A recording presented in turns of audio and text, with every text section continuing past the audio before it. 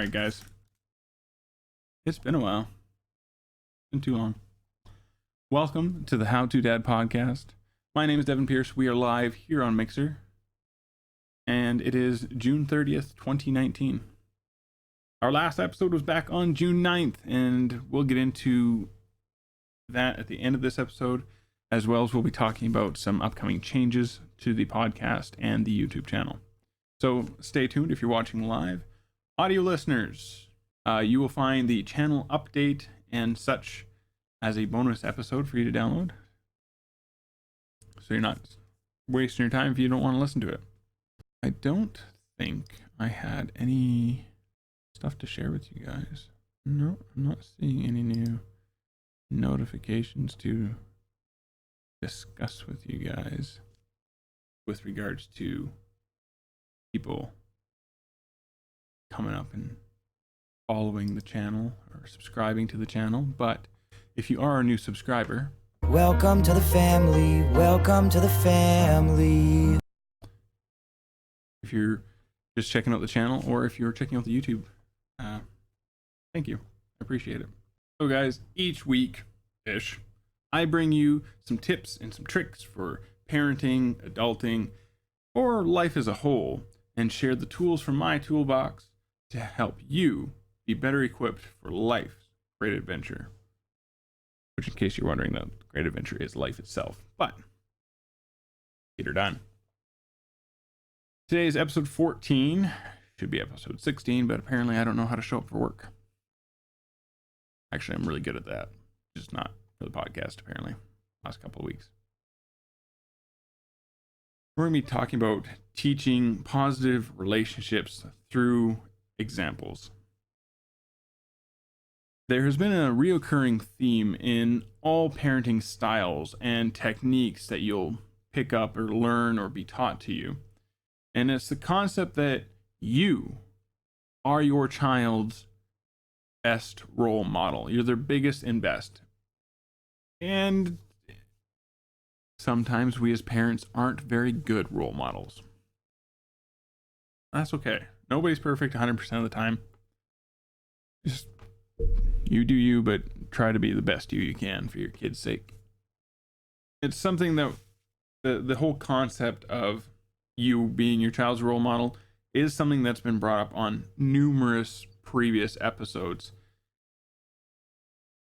But saying we're not going to be focusing on teaching a life skill by leading that example, but rather showing our children that what a positive, healthy relationship looks like by having those and exposing them to them. Over Father's Day weekend, I was inspired to create this episode following a brief conversation with my own father, but also thinking in the back of my mind about a conversation I had with my oldest son. The conversation itself with my son is something that my daughter has also brought up, but it's why they have more of a physical relationship with my parents than they do their other grandparents. The simple answer for that is definitely distance. My current spouse's mother lives in a city 2-ish hours north of us. Her father lives in the States, and the biological grandmother on their mother's side lives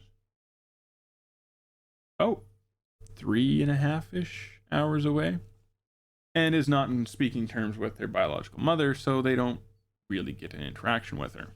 Further than that, though, to the core of how each of my children's parents were raised to have relationships also speaks with that.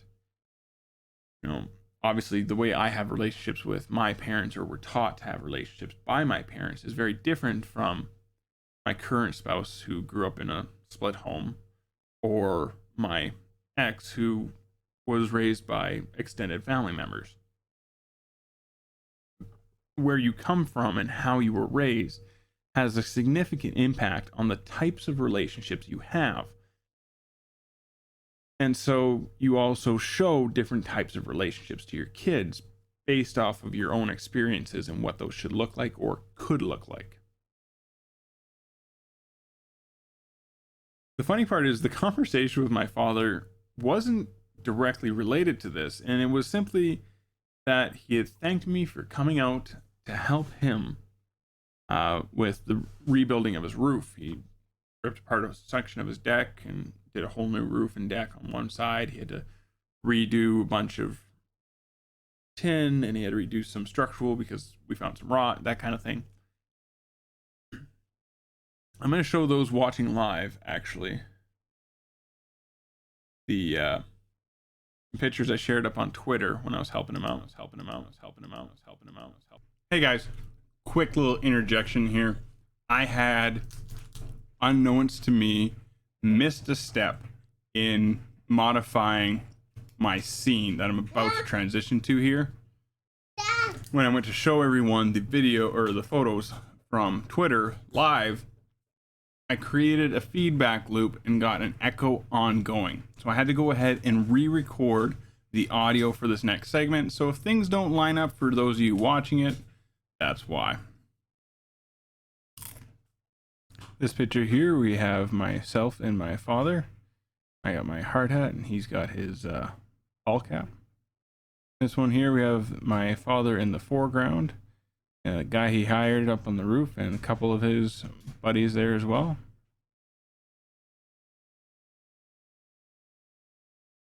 I can't apparently take nice photos anymore. Noticed that quite a bit lately. I'm not sure entirely what that's about, but it is what it is.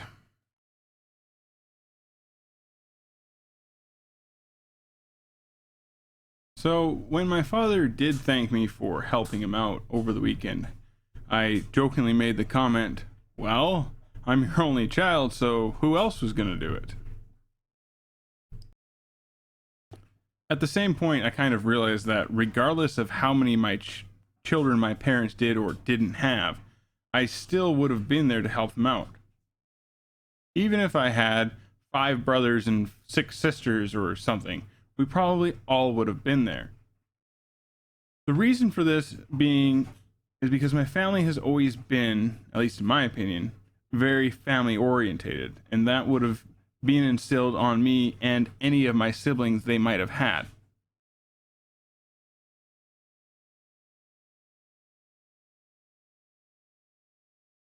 My parents made a very strong point to spend pretty much any and all free time that they had away from work with our extended family. Whether this was a day trip visiting my mom's parents or an afternoon visiting my dad's parents, or even a week or 2 long camping trip to the southern half of the province to see my dad's cousins and relatives there. So I always grew up knowing the majority of my family, and my parents made a point of making sure that I understood who my family was, and that provided me with the opportunity to develop relationships with all of my family, or at least as many of them as possible. As I got older, we didn't travel so much for that purpose anyways, but we still have always done Thanksgiving with my dad's family, Christmas with my mom's, and other holidays. Usually my parents being the host for those events, or the events being with the majority of our family. So having just generally good positive relationships with my family was kind of instilled on me at that early age to just, your family is important and you should spend time with your family and you should be there for your family when you can be. My dad actually mentioned here, one of my last visits with him, about how his biggest goal has always been to make sure that all the children in the family, whether it was my cousins or me or my kids or my cousins' kids, knew that they were in a safe, comfortable place when they were with my parents. My cousin Tracy has, called upon my dad when she's needed help when she was younger. Couple of summers, I think just about every single one of my cousins has spent at least one summer helping my parents out in their store to get some work experience and to, get a little bit of an independence away from their own parents. And so I feel like my dad's definitely achieved his goal in making sure that all of the younger people in the family understood that their house was a safe place for everybody. And in extension to that, he made sure that everyone knew that they were loved to be in that home, to be comfortable in the home, right? That's a big thing. My mother always took it upon herself, and still does to this day. She's started sharing this a little bit more, but to be everything that her parents needed her to be. In her mindset, she felt being the youngest child meant that it was her job to take care of her parents and whatever their needs may be. And she's the youngest of 6, right? Yeah. And then my father, who was the oldest of 2 children, had the same opinion, which is kind of funny, right? He said, well, I'm the oldest, so I'm going to, take charge and make sure my parents are looked after and taking care of the needs. Even more so since the passing away of his sister. And yet my mother was on the other side of the age spectrum for her siblings and had the same general opinion. And that isn't to say that my folks have shining examples of perfectly healthy relationships with both or either of their parents. However, it's more the fact that they have always shown to me this consistent effort to give back to their parents. This whole idea that your parents helped to raise you, right? And even if your relationship with them isn't the best, you didn't die, did you?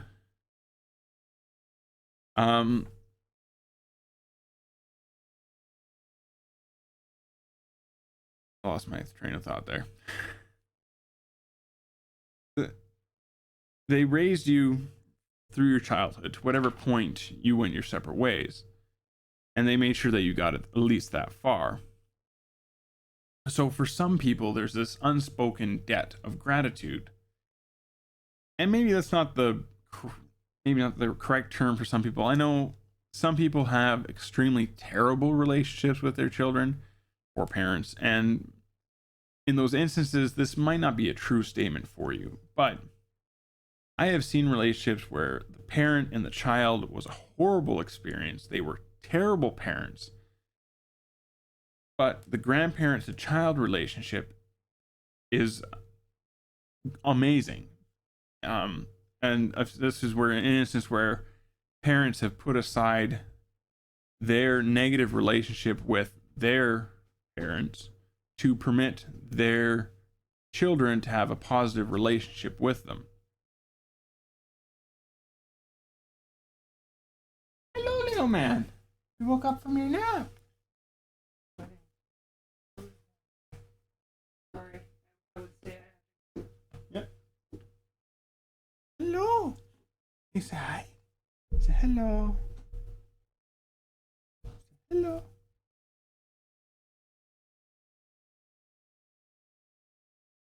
Did you have a good little nap? Yourself over there? It's you and me. Yeah, we're over there. See the camera? Say hi, everybody.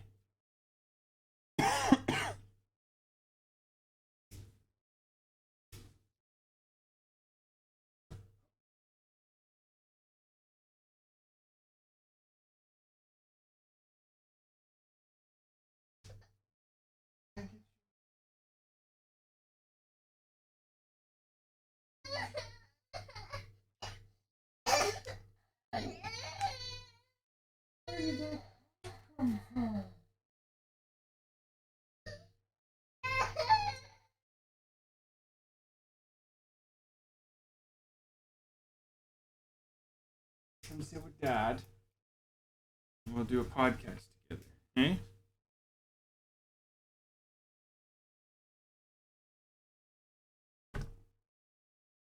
Okay, Mr. Chips, we do a podcast together. Okay? Okay.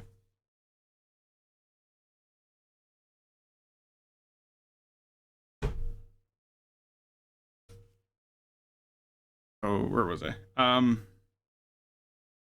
seen instances where parents still have a very negative opinion of their own parents and have put those aside to allow their own children to have a relationship with the grandparents.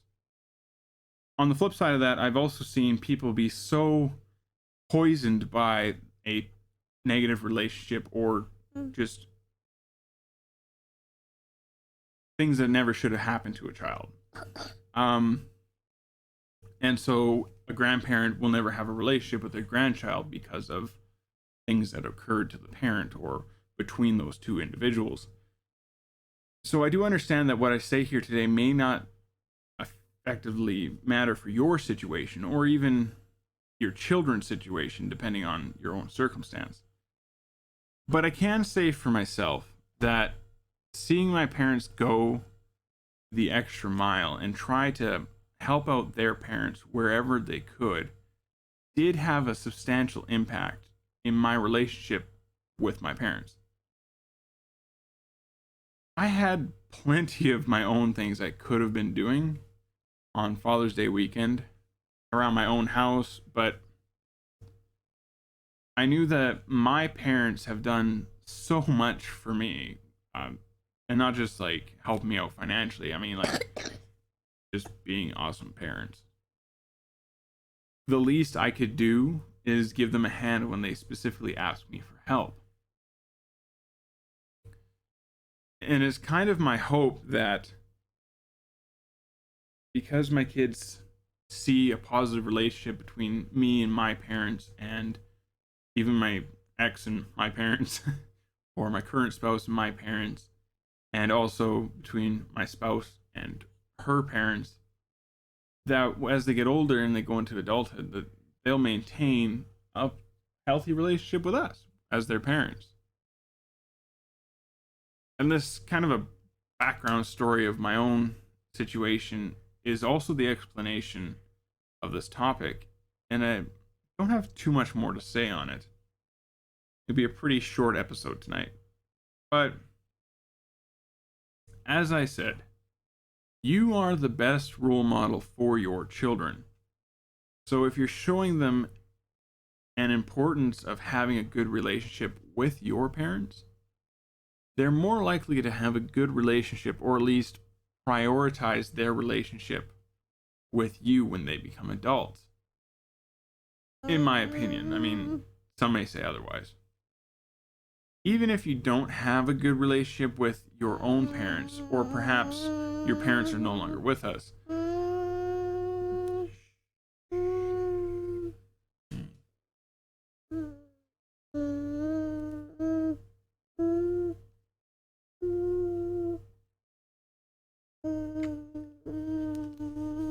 you humming a tune? You're still tired, little man. Go up here. You knuckle dad. Yeah.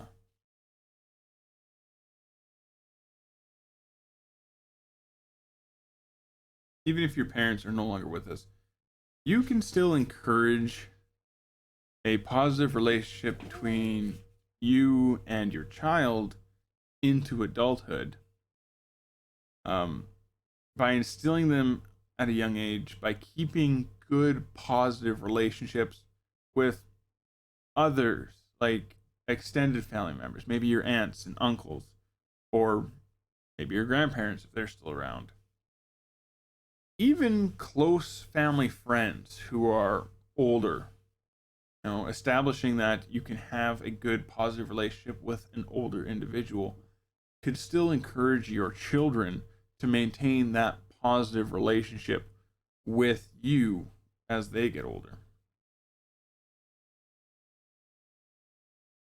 The basic concept here is healthy relationships. So teaching your children how to establish, maintain other healthy relationships, or even how to identify unhealthy relationships and move away or beyond them as they get older can be a huge advantage to not only their personal health mentally, but also towards them recognizing how to keep a good relationship, whether it's with you or their own spouse or their own children. It is up to us to give them the fundamentals, give them the tools of recognizing these things and moving forward with their lives and healthy relationships.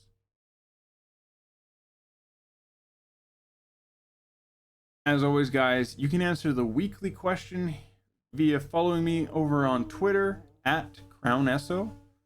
CROWESS, the number 0. Down under the bridge where all the trolls live, if you're watching this on the YouTube replay, or via email, crownesso@gmail.com.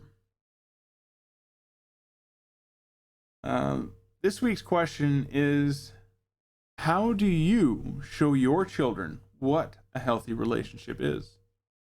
Whether that relationship is between you and your parents or with another adult, such as your spouse, let me know, guys. I'd really love to hear from you. And I'm going to do my closing for the audio listeners and for this episode. And afterwards, we're going to get into the update as well as what's going on, or has been going on with the channel and the podcast in the near future.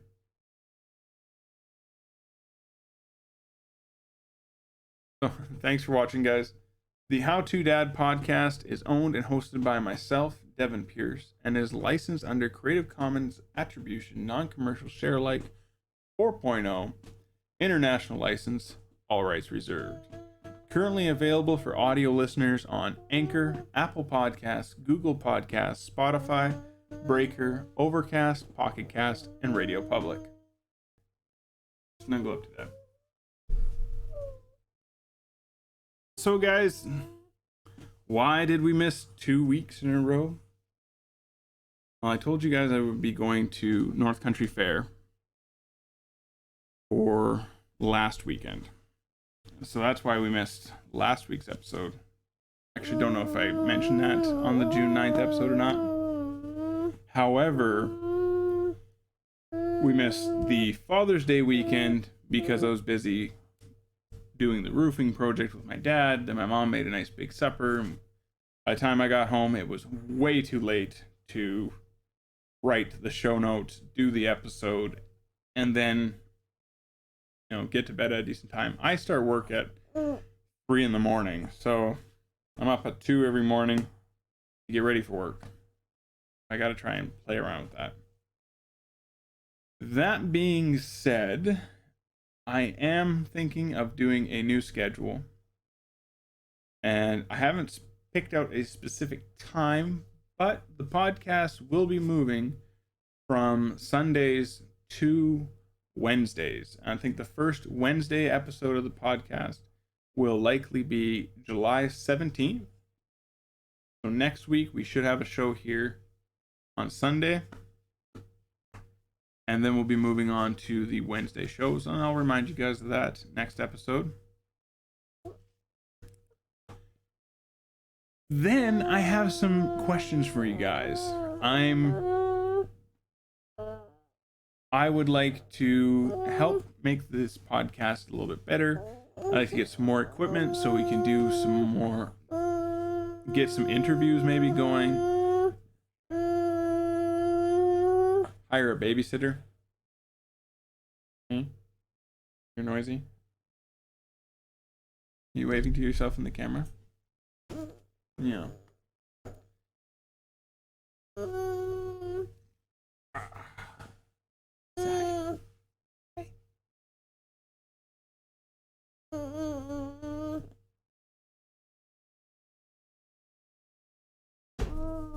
I like the silky smoothness of the blankie against your face. Is that comfy? You're hiding from the light.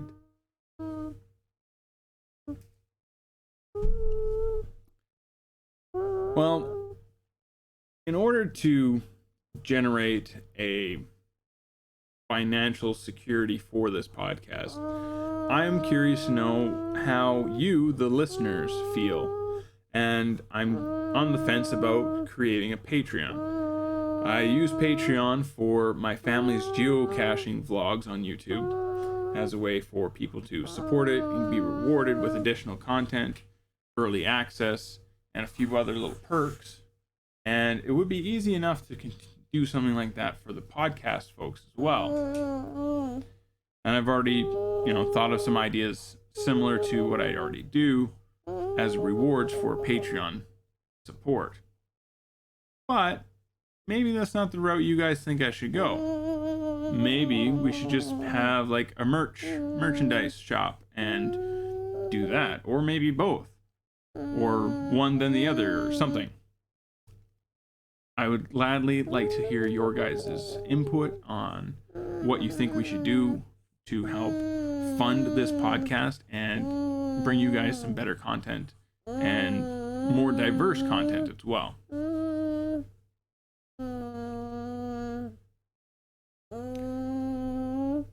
I can see on the audio input how loud he is. It was kind of amusing to me. But another aspect to where I would like to get some funding and to grow this podcast is I kind of would like to get a co-host. That being said, anybody want the job? The idea being that even if I'm unable to continue the podcast because something comes up, which has happened several times and resulted in late podcasts or no shows, if I had a co-host, they could take up the reins and ensure that the show does occur when it's supposed to. And even when I'm not around, we could still have a show going. Also, having a co-host would allow me to have someone to bounce ideas off of and maybe come up with some more content. More content and maybe even better content than what I myself can bring to you guys. As for the Dad's Class channel, I do have recorded video. I just haven't had the time to edit. My current job is 4 days a week, 12 hours a day. And I have other things to do besides the podcast around my house and whatnot.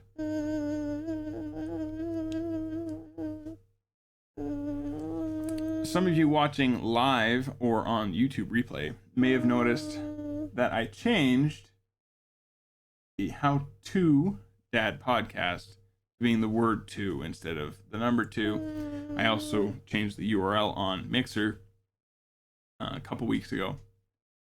After a friend in the geocaching world wanted to find my podcast and obviously instinctively wrote out the words and not the number 2, and I said to myself, I need to change this because that is going to be the way most people are going to search for the podcast if they know the name of it.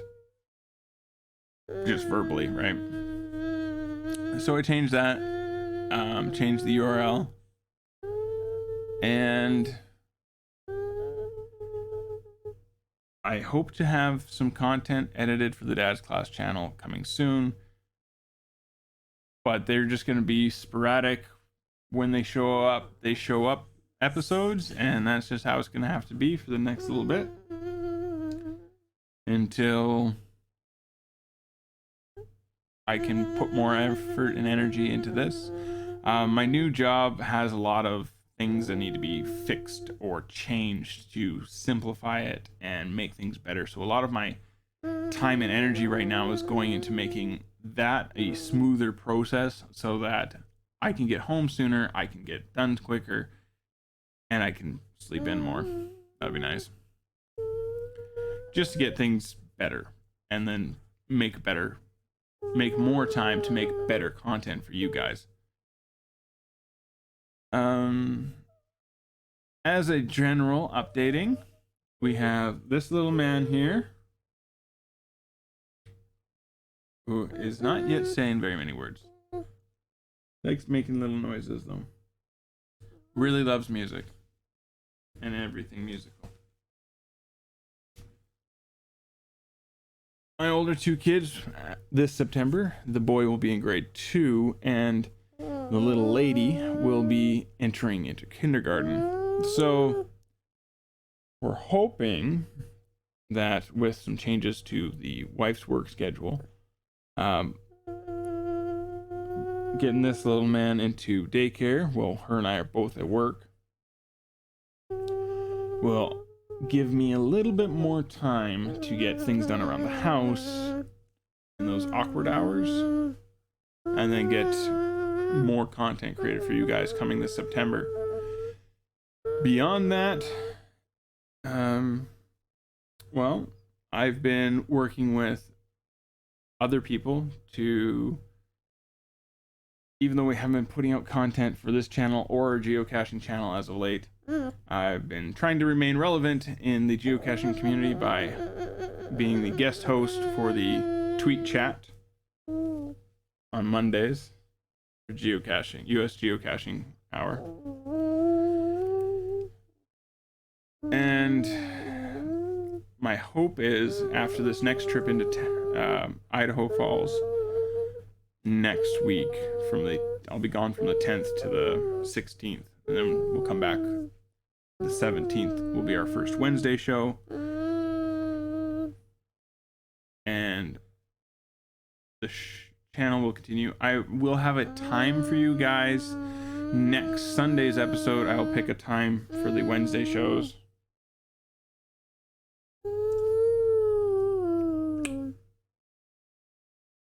I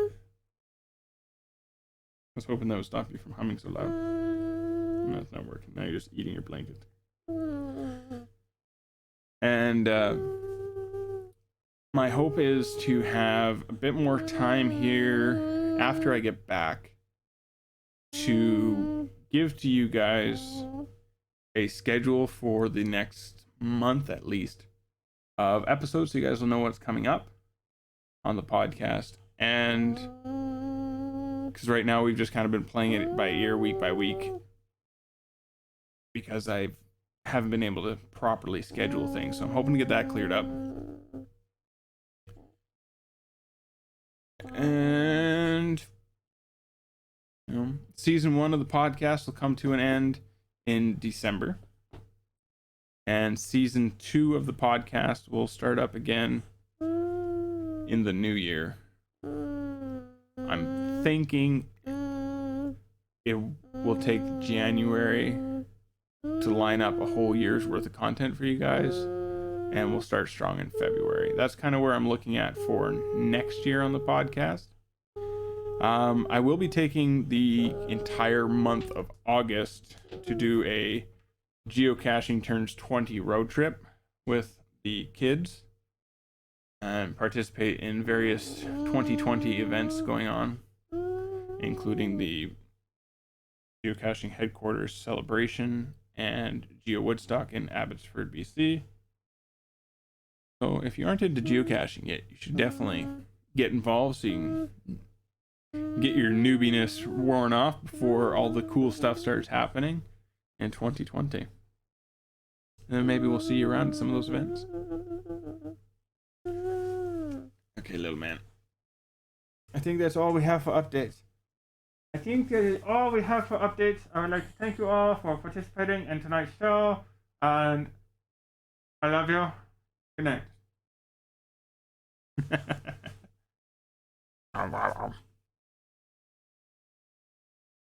Have a good night, everybody.